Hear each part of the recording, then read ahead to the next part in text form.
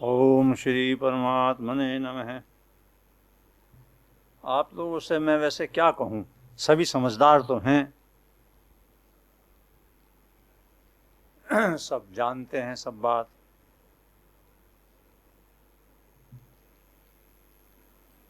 और कहते कहते भी इतने वर्ष हो गए, कहते सुनते कुछ के साथ 50 साल 40 साल 30 साल ऐसे हो गया है।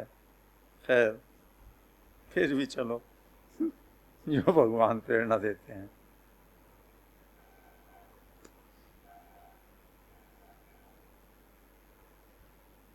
कहूँ तो मुश्किल, चुप रहूँ तो मुश्किल, फिर भी कहना ठीक ही है जो भी है। देखो कहना क्या है, एक ही बात है कि ये जीवन एक दिन अवश्य रूप से नष्ट होगा, इसमें कोई संदेह की बात नहीं है। अनेक बातों में संदेह होता है, ऐसा होगा या नहीं होगा, होगा नहीं होगा। इसमें कोई संदेह नहीं है कि हम सब एक दिन मरेंगे। और कब कोई मर जाए ये पता नहीं, मैं ही ना उठ पाऊं यहां से या कोई भी। तो ऐसी बात ही लेकर चलनी चाहिए जीवन में जो पक्की हो, निश्चित हो। तो ये बात तो निश्चित है कि मृत्यु होगी, उससे बचने का कोई उपाय नहीं है। एक उपाय है मृत्यु से बचने का भी। ऐसा कहते हैं मृत्यु से बचने का कोई उपाय नहीं, एक उपाय है।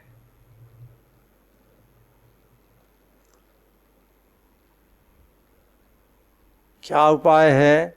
जो एक संत ने कहा है। एक संत ने ये कहा है, राम मरे तो मैं मरूं, मेरी मरे बलाए, अविनाशी का बाल का मरे न मारा जाए। हमारे सारे शास्त्र ये कहते हैं कि हम राम के अंश हैं, परमात्मा के अंश हैं, और परमात्मा तो मरते नहीं, शाश्वत सत्य है। जो चिन्मय सत्ता है, ज्ञानात्मक सत्ता, ज्ञानात्मक होनापन, वो सदा है। भगवान, परमात्मा जिसे कहते हैं, परमात्मा को, आत्मा को, भगवान को, ब्रह्म को, सच्चिदानंद को, एक ही बात। वो सदा से है, सदा रहेगा, और हम उसके अंश हैं। तो जैसा अंशी होता है वैसी ही गुणवत्ता अंश में होती है। जब अंशी वो असीम तत्व कभी नहीं मरता, तो हम भी नहीं मरेंगे। तो मरता क्या है? जब मैंने पहली बात ये कही कि सब मरेंगे, शरीर को कहते हैं शरीर मरता है, मर ही रहा है हर समय। मरने का प्रोसेस हर समय घटित हो रहा है, कोई रोक नहीं सकता। पैदा होते ही मरना शुरू हो गया। कितनी किसकी पार्थिव या इस संसार की आयु है, संत महापुरुष शास्त्र ये कहते हैं वो तो पहले से निश्चित है, प्रारब्ध का हिस्सा है। तो यदि किसी की आयु 70 वर्ष है या 60 वर्ष है, अब वो पैदा हुआ, 1 वर्ष का हो गया, तो 1 वर्ष मर गया ना। 70 वर्ष की आयु है तो 69 ही तो बचे। अच्छा, 10 वर्ष का हो गया तो 60 बचे। अच्छा, ये मैंने बात इसलिए कही कि राम का अर्थात परमात्मा का अनुभव अगर इस मनुष्य शरीर में नहीं हुआ तो सारा जीवन व्यर्थ गया, बिल्कुल व्यर्थ, कोई फायदा नहीं। कुछ भी बनने से कोई फायदा नहीं। प्रेसिडेंट बन जाओ, प्राइम मिनिस्टर बन जाओ, अरबापति, महान लेखक, महान वैज्ञानिक, कुछ बन जाओ, नतीजा कुछ। और मैं ये नहीं कहता कि वो नहीं बनना चाहिए, वो तो प्रारब्ध का हिस्सा है, उसमें समय गंवाना और शक्ति लगाना मूर्खता के अलावा कुछ नहीं है। वैसा वैसा घटित होगा, वैसी बुद्धि बन जाएगी उस समय, वैसा आचरण घटेगा, उन विभागों में, उन बातों में वो चला जाएगा। धन की बड़ी महत्ता मानी जा रही है, आजकल ज्यादा ही है, वैसे तो सदा रही है। अच्छा, धन भी प्रारब्ध का हिस्सा है। ये भ्रम है कि परिश्रम के बिना धन नहीं आता। परिश्रम करने वाले तो बहुत हैं और कहीं भी धन नहीं है उनके पास, और बहुत ऐसे हैं जिनके पास खूब धन है, फिलहाल तो कोई परिश्रम किया नहीं। पहले कर्मों का परिणाम है धन भी, स्वास्थ्य भी। स्वास्थ्य थोड़ा सा ये है, कुछ नियम हैं जिनके पालन से वो ठीक रहेगा, लेकिन ऐसी बीमारियां भी हैं जो प्रारब्ध का हिस्सा हैं, वो ठीक नहीं होती। वो जो कहा ना इतने पहले, सुनो भरत भावी प्रबल, बिलख कहें मुनिनाथ, मुनियों के नाथ, श्री राम के गुरु। और किसको ढूंढ के लाओगे उससे आगे, श्री राम के गुरु से आगे। हानि लाभ जीवन मरण, यश अपयश विधियात। विधियात माने प्रारब्ध का हिस्सा, निश्चित है पहले से, तो वैसा वैसा तो होगा जैसा जैसा होना है। मुख्य बात यह है कि यह जो भगवत प्राप्ति है, आत्मज्ञान है, न तो ये प्रारब्ध का हिस्सा है और न ये कर्म का परिणाम है। दो ही बात तो हैं, एक प्रारब्ध एक कर्म। और सबसे महत्वपूर्ण बात यही है, इसके बिना जीवन व्यर्थ है। ये बात हो गई तो जीवन सार्थक हो गया। अच्छा, चाहे भले ही वो फिर चर्मकार रहदास ही हो, मीरा के गुरु, भले ही चमड़े का काम करते हो, वो तो पूर्ण हो गए। और हमारी संस्कृति में जब किसी को वो बात प्राप्त हो जाती है, फिर तो ये वर्ण और जाति रहती नहीं है, फिर तो चरणों में प्रणाम करते हैं, ब्राह्मण भी प्रणाम करेगा। अच्छा, किसी भी जाति किसी भी वर्ण का हो। तो बस एक ही बात है कि जब ये न तो कर्मों का परिणाम है न प्रारब्ध का हिस्सा, फिर कैसे? अरे भाव और विवेक, इनकी प्रधानता से अनुभव घटता है। भाव और विवेक सब में दोनों ही होते हैं, होने चाहिए, दोनों का अपना स्थान है। किसी में थोड़ा भाव अधिक, किसी में विवेक, विचार। इनका जितना वृद्धि हो जाएगी, उस वृद्धि में वो अनुभव घट जाएगा।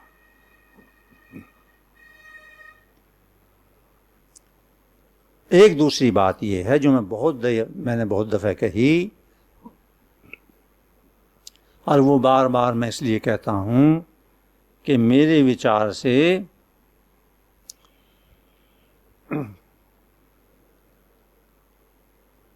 उस विषय में हमारे संस्कृति में कुछ भ्रम पैदा हो गए। उन भ्रमों का भी कारण है, ऐतिहासिक सांस्कृतिक कुछ कारण हैं जिनसे हुए, लेकिन वो भ्रम हैं। क्या? एक बड़े से बड़ा भ्रम ये है कि संसार का काम कैसे करेंगे, भगवान की प्राप्ति ही अगर जीवन का उद्देश्य हो गया तो। अगर भगवत प्राप्ति ही में लगना है तो संसार का काम तो नहीं होगा, ये गलत है। अरे संसार उसी भगवान का, उस काम उसी भगवान का, और वही भगवान यहाँ सदा हैं।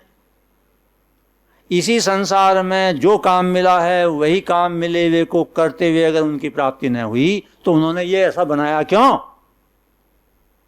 वो गलती कर गए क्या? हाँ? उनका बनाया हुआ संसार है भाई, कर्म उन्होंने करने के लिए दिया है। हाँ? भूल हो गई क्या उनसे? उनसे भूल नहीं हुई, मनुष्य से भूल हो रही है। बहुत दफे मैंने कहा, 2-3 दिन पहले भी कहा था, कर्म के विषय में तो ये है कि इच्छा से प्रेरित सकाम कर्म, फल मुझे मिले, इस पर दृष्टि रखने से जो काम किया जाएगा उससे बंधन पैदा होता है। उसी का बंधन पैदा हुआ है ये जन्म जन्मांतरों में। और साधन बनकर सेवा की दृष्टि से मैं दूसरों के काम आ जाऊं, जो भी मेरे पास है, बुद्धि, योग्यता, शारीरिक शक्ति, अपनी आवश्यकता से अधिक धन आदि, वो दूसरों की सेवा में लग जाए और लेश मात्र भी उस बात का अभिमान ना हो। बल्कि हृदय में तो ये बात होनी चाहिए कि जिसके मैं काम आया, तन मन धन जैसे भी, उसने मुझ पर कृपा की, मेरी सेवा स्वीकार करके, उसका एहसान है मुझ पर। न स्वीकार करता तो, अवसर न देता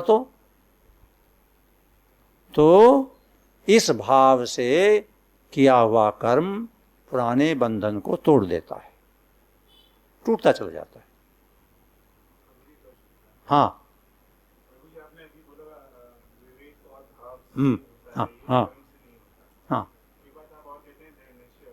हाँ, दृढ़ निश्चय, हाँ, हाँ, आइए बता। ये दृढ़ निश्चय की बात मैं कहता अभी, ये दृढ़ निश्चय इनसे भी पहले की बात है, दोनों भाव और विवेक से भी। इसके बारे में भगवान ने गीता में खूब कह रखा है, व्यवसायत्मिका बुद्धि, निश्चयात्मिका बुद्धि, ये तो पहली रिक्वायरमेंट है, इसके बिना तो कुछ होगा ही नहीं, सबसे पहले। अच्छा, दृढ़ निश्चय में विवेक की ज्यादा महत्ता है। क्यों? विवेक ये बताएगा कि जब ये सब नश्वर है और है ही जा रहा है, तो यहां जीवन का प्रयोजन क्या हुआ, फायदा क्या हुआ? और कोई गहरा ऐसा प्रयोजन होगा जो अभी मेरी समझ में नहीं आया। व्यर्थ तो ये जीवन हो नहीं सकता, मानव जीवन। तो ऐसे विवेक से, विचार से आखिर में इस नतीजे पर पहुंचेगा कि इस नश्वर जीवन में, इस नश्वर संसार में एक शाश्वत, अजर, अमर, अविनाशी तत्व विद्यमान है, और उसका अनुभव इस मानव शरीर में ही होता है और किसी शरीर में नहीं होता। सबसे महत्वपूर्ण बात जानने की ये है कि जो बात केवल मानव शरीर में हो और किसी भी शरीर में न हो, अगर वो बात मानव शरीर में नहीं हुई तो मानव शरीर व्यर्थ गया। भाई, अगर आम के वृक्ष पर लगता है और आम पैदा नहीं हुआ तो आम का वृक्ष बेकार गया। गाय अगर दूध नहीं देती तो गाय बेकार गई। हाँ? अच्छा, जो जिस बात के प्रयोजन के लिए है, वो प्रयोजन यदि वहां नहीं हुआ तो व्यर्थ है। जो बात होती ही मानव जीवन शरीर में है, और शरीर कोई है ही नहीं ऐसा, बना ही नहीं इस प्रकार का, जिसमें समता आ सके, समत्व आ सके, जिसमें वासना रहित प्रेम का उद्रेक हो सके, स्वार्थ रहित कर्म हो सके, ऐसा है ही नहीं और कहीं। तो ऐसा दृढ़ निश्चय इस विवेक से आ जाएगा कि वही करने का काम है, करना चाहिए। हाँ, रहता इसलिए नहीं कि अनेक जन्म तो बीते भोग संग्रह में, इस तरफ मुड़े ही नहीं थे, बहुत जन्मों के बाद फिर इधर मुड़ते हैं। ये जीव का ऐसी यात्रा है, बहुत जन्मों के बाद। और जब समझ में भी बात आ जाती है, जब मुड़ते भी हैं, तब कुछ बाधाएं आती हैं, जिनमें से एक बाधा ये है कि विचार करते हैं गहराई से तो बात समझ में आती है, या कोई पुस्तक पढ़ते हैं या कहीं प्रवचन सुनते हैं तो बात समझ में आती है, लेकिन पुराने संस्कार अंदर इतने दृढ़ होते हैं विद्यमान कि वो फिर हावी हो जाते हैं उस विचार पर, विवेक पर। बार बार परास्त करते हैं। इस विषय में एक बात बतलाऊं। एक समस्या सभी साधकों की आया करती है, कल भी मुझे किसी ने बताई, पहले भी अनेक बार, मेरा अपना भी अनुभव है उस विषय में। वो ये कि अब जैसे ध्यान करते हैं तो ध्यान करने बैठे और दुनिया भर की खाक बलाए विचार, न जाने क्या क्या आने लगा। और जब ध्यान नहीं करते हैं तब उतना नहीं बीमारी दिखती, वो ध्यान करते बात। अच्छा, तो इसका कारण ये है, बीमारी तो वो हर समय है, हर समय। उधर ध्यान के समय होता है उस बीमारी पर, वो देखने में आती है। चित्त और जगह से हट गया, इंद्रियां बाहर से सुकड़ गईं, हट गईं। अच्छा, तो अब विचारों की तरफ, विचारों के आने उठने की तरफ चित्त चला गया, ज़्यादा दिखने लगा। अधिक महत्वपूर्ण बात एक है, और वो ये जो अंदर से बहुत सी बातें उठती हैं विचार रूप में, भाव रूप में, हैं? कई बार एकदम क्रोध आ जाएगा किसी को, ईर्ष्या आ जाएगी, वासना आ जाएगी, लोभ आ जाएगा। इसमें एक मार्मिक और मूल्यवान बात जानने की ये है, ये समाप्त होने के लिए उठ रहे हैं। जब ये उठें तो खुशी मनाओ, डरो मत, अपने को पापी मत समझो कि पतन हो रहा है, ऐसा नहीं है। वो तो है ही पहले से, अब वो निकलना चाहते हैं। जो कुछ अंदर से उठता है वो समाप्त होना चाहता है, क्योंकि भगवान ये चाहते हैं कि जब इसको मानव शरीर दे ही दिया है तो अब इसका काम बन जाए। तो काम बनने में बाधा है कचरा अंदर का, जन्म जन्मांतरों का, उसी को सबकॉन्शियस कहते हैं, अचेतन मन आदि कहते हैं। वो समाप्त होने की प्रक्रिया। और अब एक बात बतला दूं, ये बात जानने के बाद अब सहयोग मिलेगा। मैं ये तो नहीं कहता कचरा अंदर से उठे कि भाई मैं खुशी की बात है, कभी खुशी मनाओ, समझे नहीं, लेकिन उसकी समाप्ति की प्रक्रिया तीव्र हो जाती है जानने के बाद कि अच्छा उठ रहे हैं। और उसका क्या करना चाहिए? उदासीनता, इंडिफरेंस। उनसे संघर्ष मत करो। जिन जिन विचारों को, जिन भावों को हम अच्छा नहीं मानते, उनको दबाने की कोशिश मत करो, झगड़ा भी मत करो। आए आए, जाए जाए, उदासीन, इंडिफरेंट हो जाओ। उससे वो धीरे धीरे समाप्त होने लगेंगे। मैंने बहुत दफ़ा उदाहरण दिया, घर में बच्चे होते हैं, सोफे पे कूद रहा है, तुमने कहा मत कूद, वो और कूदता है ज़्यादा। अच्छा, जितना कहोगे मत कूद, वो ज़्यादा कूदता है। तुमने ध्यान दिया, हाँ ठीक है बच्चा है, थोड़ी देर में बैठ गया, कुछ भी नहीं। ऐसे ही ये एक विधि है, उसकी तरफ ध्यान न देना। उनका क्या ध्यान देना, अब ये बात आई, अब वो बात आई, अब वो बात आई, अब वो बात आ गई, आने दो, जाने दो, व्यर्थ की बातें हैं। दूसरी बात और वो ये कि देखो, जब अपने अंतःकरण में कोई भी बात देखने में आती है तो दो तत्व हैं, एक तो वो जो दिख रहा है और एक वो ज्ञान, वो ज्ञान, वो प्रकाश जिसमें वो दिख रहा है। अहम जब उसके साथ मिला देते हैं उसे दृष्टा कह देते हैं।